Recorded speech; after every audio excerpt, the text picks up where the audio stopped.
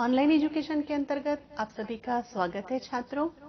आज हम व्याकरण विभाग का अध्ययन करेंगे, जिसके अंतर्गत सर्वप्रथम हम संज्ञा देखेंगे। पर संज्ञा शुरू करने से पहले हम यह जान ले कि शब्द भेद क्या है। अर्थात शब्दों के दो भेद है, जो प्रयोग के आधार पर और उत्पत्ति के आधार पर विभाजित है। प्रयोग के आधार पर शब्दों के दो भेद किए गए हैं, जिसमें विकारी शब्द आते हैं और दूसरे अविकारी शब्द आते हैं। छात्रों, विकारी शब्द के 4 प्रकार दिए गए हैं, जिसमें कि संज्ञा है, सर्वनाम है, विशेषण और क्रिया है। अब आपके मन में प्रश्न उठ रहा होगा, ये विकारी क्या है, अविकारी क्या है? विकारी और अविकारी, जब आप अव्यय पढ़ते हो ना, उसे अविकारी शब्द कहा जाता है। ऐसे ही विकारी शब्द का अर्थ होता है कि जिन शब्दों में लिंग में, वचन में, कारक में या उसके रूप में हम परिवर्तन कर सकते हैं, ऐसे शब्दों को विकारी शब्द कहते हैं। और इसी के अंतर्गत ये 4 प्रकार आते हैं: संज्ञा, सर्वनाम, विशेषण और क्रिया।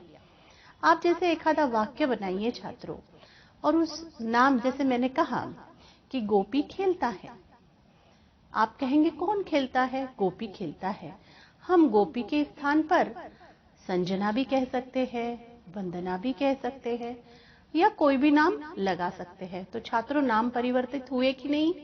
जब ऐसे नाम परिवर्तित होते हैं, ऐसे ही शब्दों को हम विकारी शब्द कहते हैं। संज्ञा किसी भी वाक्य में परिवर्तित हो सकती है, नाम परिवर्तित हो सकते हैं। तो चलिए अब सर्वप्रथम हम संज्ञा देखेंगे कि संज्ञा आसान शब्दों में कैसे समझी जाए। संज्ञा की परिभाषा: सन, धन, ज्ञान, ये 2 शब्दों को लेकर संज्ञा शब्द बना हुआ है। छात्रों, किसी भी व्यक्ति, वस्तु, पदार्थ या कोई प्राणी ले लीजिए, पक्षी ले लीजिए, इन सब के नामों को हम संज्ञा कहते हैं। दैनंदिन जीवन में हम किसी के भी नाम के लिए बिना हमारा कार्य पूरा नहीं कर सकते। अर्थात जब भी आप बात करते हो, भाषा का उपयोग करते हो, तब आपको नाम की आवश्यकता होती ही है। फिर वो कोई भी नाम ले लीजिए आप, है ना? तो नाम के बिना हमारा भाषा व्यवहार अधूरा है। और ऐसे ही नाम जब हम लेते हैं, इसे ही हम संज्ञा कहते हैं। आप अपने दोस्तों का नाम लेते हो कि नहीं छात्रों? आप अपने दोस्तों को ए दोस्त करके तो नहीं पुकारते हो ना? उसका कोई ना कोई नाम होता है, चिंटू, बंटी, पिंकी। आपके छोटे छोटे पेट्स एनिमल होते हैं, छोटे छोटे कुत्ते के बच्चों को आप पालते हो, या गाय होती है, उनके नाम तक हम रख देते हैं, क्योंकि नाम से पुकारना सबको प्रिय होता है, और यही नाम संज्ञा कहलाते हैं। संज्ञा के भी 5 प्रकार है: व्यक्तिवाचक संज्ञा, जातिवाचक संज्ञा, भाववाचक संज्ञा, द्रव्यवाचक और समूहवाचक संज्ञा। तो अब हम व्यक्तिवाचक संज्ञा देखेंगे कि व्यक्तिवाचक संज्ञा यानी क्या। किसी व्यक्ति, वस्तु, स्थान, घटना के नाम का जिस संज्ञा से बोध होता है, उसे व्यक्तिवाचक संज्ञा कहते हैं। जैसे आप उदाहरण ले लीजिए, हिमालय भारत का मुकुट है ना?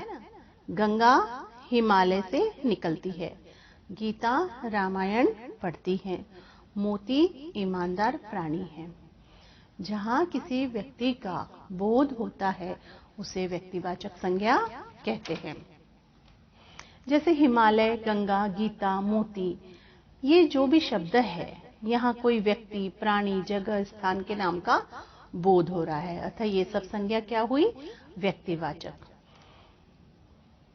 दूसरा जो प्रकार है जातिवाचक संज्ञा का है, जिस शब्द से किसी व्यक्ति, वस्तु, पशु, पक्षी, स्थान का बोध न होकर उस व्यक्ति, वस्तु, पशु, पक्षी, स्थान के जाति का बोध होता है, उसे जातिवाचक संज्ञा कहते हैं। जैसे छात्रों, जैसे शहर है, कई शहरों के नाम हैं। जब आप कहते हो नागपुर, अमरावती, है ना, परभणी, औरंगाबाद, मुंबई, दिल्ली, भोपाल, ये सारे नाम अगर आपको पूछे जाए कि ये सब क्या है तो आप क्या फट से कहोगे, तो सब शहरों के नाम है। ठीक वैसे ही आपको अगर कहा जाए बकरी, गाय, बिल्ली, घोड़ा, ये सब क्या है, तो आप कहोगे अरे ये तो पालतू पशुओं के नाम है ना। अगर आपसे कहा जाए कि शेर, चीता, हाथी, आप कहोगे ये तो जंगल में रहते हैं, ये तो जंगल में रहने वाले जानवर हैं, है ना। तो जाति हुई कि नहीं, जानवरों में अनेक जानवर आते हैं, वैसे ही शहरों में अनेक शहर के नाम लिए जाते हैं। ठीक वैसे ही नदी, अगर मैंने कहा गंगा, कावेरी, है ना, प्रयाग, गोदावरी, ऐसे लाइन से नदियों के नाम लिए आप कहोगे तो सारे नदियों के नाम है ना। तो ठीक ऐसे ही जब कोई भी वस्तु हो, व्यक्ति हो, पशु पक्षी हो, हम उनका जाति के अंतर्गत नाम लेते हैं, उससे हमें उसके जाति का बोध होता है, तो उसे जातिवाचक संज्ञा कहते हैं। उदाहरण देख लीजिए, गाय दूध देती है, गाय यहाँ जातिवाचक संज्ञा है। बड़े शहरों में रेलगाड़ी के टिकट संगणक की सहायता से आरक्षित किए जाते हैं, है कि नहीं छात्रों। राजपूत वीरता से लड़ रहे थे, मैं पाठशाला जा रही थी, ये सारे जातिवाचक संज्ञा का बोध कराते हैं। अब हम देखेंगे कि भाववाचक संज्ञा यानी क्या। जिस संज्ञा शब्द से किसी व्यक्ति, प्राणी के गुण, उसके हाव भाव या उसकी दशा का या उसकी अवस्था का पता चलता है, उसे ही हम भाववाचक संज्ञा कहते हैं। जैसे सच्ची मित्रता, बुराई, प्रेम, ईमानदारी, ये सब जो शब्द है ये आपके स्वभाव से संबंधित शब्द है ना। तो यहाँ जब भी आपकी गुण या दशा से संबंधित शब्दों का प्रयोग किया जाता है, उसे भाववाचक संज्ञा कहते हैं। जैसे सच्ची मित्रता दुर्लभ होती है, तो यहाँ सच्ची क्या है, भाववाचक संज्ञा। किसी की बुराई नहीं करनी चाहिए, बुराई क्या है, भाववाचक संज्ञा। सबसे प्रेम रखो, प्रेम यह भाववाचक संज्ञा है। कृष्ण ने सुदामा से मित्रता निभाई, मित्रता भाववाचक संज्ञा है। कुत्ता बड़ा ईमानदार प्राणी है, ईमानदारी यह भी आपके स्वभाव से रिलेटेड है, तो ईमानदारी क्या हुई, भाववाचक संज्ञा। ऐसे ही भाववाचक संज्ञा बहुत सारी है छात्रों, जैसे रुकावट, मिठास, हरियाली, मरण, हंसी, बेवकूफी, बचपन, सीधापन, सफलता, फैलाव, ये सारी भाववाचक संज्ञा है। जैसे वीरता। अब हम देखेंगे द्रव्यवाचक संज्ञा। जिस शब्द से द्रव्य अर्थात पदार्थ का पता चलता है, उसे द्रव्यवाचक संज्ञा कहते हैं। या साधारण भाषा में हम जिसे गिन सकते हैं, हम उसे काउंट कर सकते हैं, है ना। जैसे अनाज होता है, हम उसे किलो में गिनते हैं। दूध होता है, उसे हम लीटर में गिनते हैं। तेल को भी हम लीटर में गिन लेते हैं, पेट्रोल को भी लीटर में गिनते हैं। तो कुछ ऐसे पदार्थ होते हैं जिसे कि हमें पता चलता है, हम इसे गिन सकते हैं, इसे ही द्रव्यवाचक संज्ञा कहते हैं। जैसे उदाहरण ले लीजिए आप, जैसे सोना चांदी है, ये धातु है, सारे धातु भी द्रव्यवाचक संज्ञा के अंतर्गत आते हैं। तो द्रव्यवाचक संज्ञा से तात्पर्य है ऐसी वस्तु, ऐसे पदार्थ जो कि गिन सकते हैं या हमें। अब जैसे उदाहरण ले लीजिए, मैं हीरा मेरी शान निराली है, यहाँ हीरा धातु है।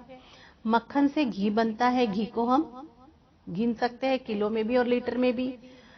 ऐसे ही उसने चाय मंगवाई, चाय को भी हम लीटर में गिन सकते हैं या कपों में माप सकते हैं। मैं शरबत पी रहा था, शरबत भी द्रव्य ही है। उसने सोने चांदी के बहुत सारे गहने बनवाए, अर्थात सोना चांदी भी धातु ही, ये भी द्रव्यवाचक संज्ञा का ही प्रकार है। अब अंत में है समूहवाचक संख्या। समूह नाम से ही ज्ञात होता है कि जहाँ भीड़ है, दल है, गुच्छा है, समूह है, एक साथ एक से अनेक ज्यादा चीजें एकत्रित है, उसे हम समूहवाचक संज्ञा कहेंगे। उदाहरण देख लीजिए, जैसे परिभाषा देखिए, जिस शब्द से किसी वस्तु, प्राणी, व्यक्ति के समूह का पता चलता है, ऐसे शब्द को समूहवाचक संज्ञा कहते हैं। जैसे सारे जनसमूह में खुशी की लहर दौड़ाई, यहाँ जनसमूह समूहवाचक है। आनंद गांव के मेले में पहुंच गया, मेला यह समूहवाचक है। नेताजी के भाषण में लोगों ने भीड़ की, भीड़ भी समूहवाचक है। हमारी सेना के नौजवानों के हौसले बुलंद है, तो यहाँ सेना भी क्या है, समूहवाचक संज्ञा। तो जहां भी भीड़ हो, दल हो, जैसे अंगूर का गुच्छा है, तो ये गुच्छा भी समूहवाचक संज्ञा के अंतर्गत आता है। एक से ज्यादा का जहां भाव प्रतीत होता है, या एक से ज्यादा वस्तु हो, व्यक्ति हो, प्राणी हो, इकट्ठा हो, तो वहां हम समूहवाचक संज्ञा कह सकते हैं। तो छात्रों, बहुत आसान है संज्ञा। तो हुआ ना संज्ञा यही खत्म। तो अगर आपको यह वीडियो पसंद आया है